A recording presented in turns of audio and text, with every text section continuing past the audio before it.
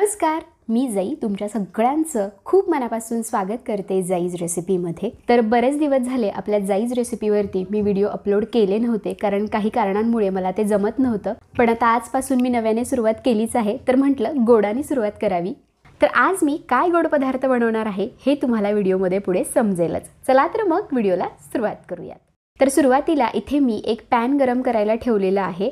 तर इथे माझ्याकडे हा पॅन मोठा आहे म्हणून मी इथे पॅन ठेवते। जर तुमच्याकडे मोठी कढई असेल किंवा मध्यम आकाराची कढई असेल ती ठेवलीत तरी देखील चालेल। आता या पॅन मध्ये आपल्याला अर्धी छोटी वाटी साजूक तूप घालायचं आहे। तर हा शिरा बनवत असताना इथे मी तुम्हाला वाटीचं प्रमाण अगदी परफेक्ट सांगितलेलं आहे। इवन यामध्ये पाणी देखील किती वाटी घालायचं हे देखील अगदी मी व्यवस्थित असं सांगितलेलं आहे। त्यामुळे जरी तुम्ही पहिल्यांदा बनवत असाल तरी तो अजिबात चुकणार नाही आणि मस्त असा तयार होईल।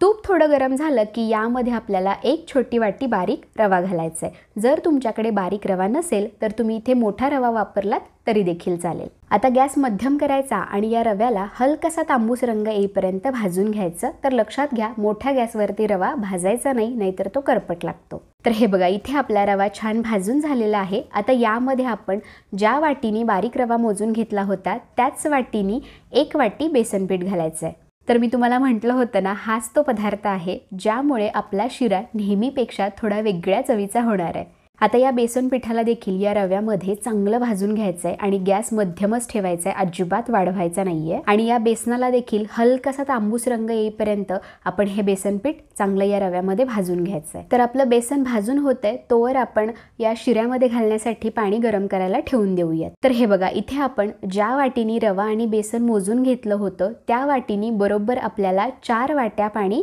गरम करायला ठेवून द्यायचं आहे। जर तुम्ही अर्धी वाटी रवा आणि अर्धी वाटी बेसन घेणार असाल तर इथे तुम्ही 2 वाट्या पाणी गरम करायला ठेवून दिलं तरी चालेल। तर इथे मी तुम्हाला जे पाण्याचं प्रमाण सांगितलेलं आहे ते अगदी परफेक्ट आहे, त्यामुळे पाण्याचं प्रमाण थोडं वाढवू नका आणि कमी देखील करू नका। तर हे बघा, इथे आपलं बेसन देखील चांगलं भाजलं गेलेलं आहे। आणि हे बेसन भाजत असताना खूप डार्क रंगावरती भाजू नका, फक्त या पिठाचा म्हणजे बेसन पिठाचा आपल्याला कच्चेपणा घालवायचा आहे, इतपतच भाजून घ्यायचं आहे। तर आता आपलं बेसन छान भाजून झालेलं आहे। आता यामध्ये आपण 1 वाटी साखर घालून घेऊयात। तर ज्या वाटीने मी इतर जिन्नस मोजून घेतले होते त्याच वाटीने मी बरोबर 1 वाटी साखर घालतीये। तर साखरेचं प्रमाण तुम्ही तुमच्या आवडीनुसार थोडंसं कमी जास्त करू शकता। आता या साखरेला या सर्व जिन्नसांमध्ये आपण चांगलं मिक्स करून घेऊयात आणि 1 ते 2 मिनिट परतून घेऊयात। आता ही साखर या जिन्नसांमध्ये चांगली मिक्स करून झालेली आहे। आता यामध्ये आपण अगदी चिमूटभर मीठ घालायचं आहे। तर मिठाने या शिऱ्याची चव खूप मस्त होते किंवा दुप्पट होते। आणि त्याचबरोबर यामध्ये 1 छोटा चमचा वेलची पावडर घालायची आहे। आता या दोन्ही जिन्नसांना चांगलं मिक्स करून घेऊ आणि एक अर्धा मिनिट परत एकदा परतून घेऊ। आता हे सर्व जिन्नस मी चांगले परतून घेतलेले आहेत आणि इथे आपलं इकडे पाणी देखील गरम झालेलं आहे। आता हे गरम केलेलं पाणी या शिऱ्यामध्ये आपण ओतून देऊयात। आता हे संपूर्ण पाणी आपल्याला या शिऱ्यामध्ये ओतून द्यायचं आहे। आणि पाणी ओतून झाल्या काय करायचं आहे की सुरुवातीला यामध्ये ज्या गुठळ्या होतात रव्याच्या किंवा बेसनाच्या त्या सुरुवातीला आपण पटकन मोडून घ्यायच्यात आणि या शिऱ्याला एकसारखं हलवत राहायचं, म्हणजे यातील गुठळ्या संपूर्ण मोडल्या जातील। तर या शिऱ्यामधील गुठळ्या मोडून झाल्यानंतर यामध्ये आपण सगळ्यात शेवटी केशर सिरप घालतोय। तर इथे मी 1 छोटा चमचा केशर सिरप घालतीये।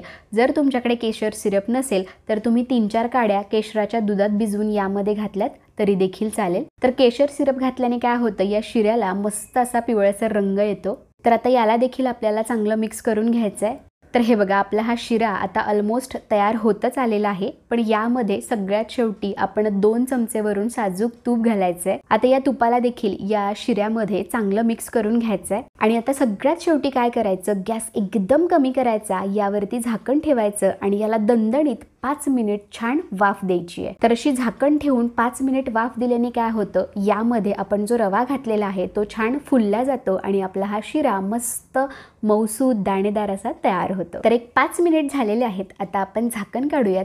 आहा, काय सुंदर वास सुटलेला आहे माझ्या घरामध्ये आणि मस्त असा आपला दाणेदार बेसन रव्याचा शिरा तयार झालेला आहे। आता या शिऱ्याला आपण परत एकदा हलवून घेऊ। तर तयार झाला आपला मस्त तोंडात टाकताच विरघळणारा रवा बेसनाचा शिरा। तर आता या शिऱ्याला आपण गरमागरम सर्व करूया आणि तुम्हाला बघूनच कळत असेल की हा अगदी मौसूद आणि दाणेदार असा तयार झालेला आहे। खरं सांगू का, मुगाच्या डाळीचा हलवा असतो की नाही, तर हा शिरा टेस्टला अगदी सेम तसा असतो।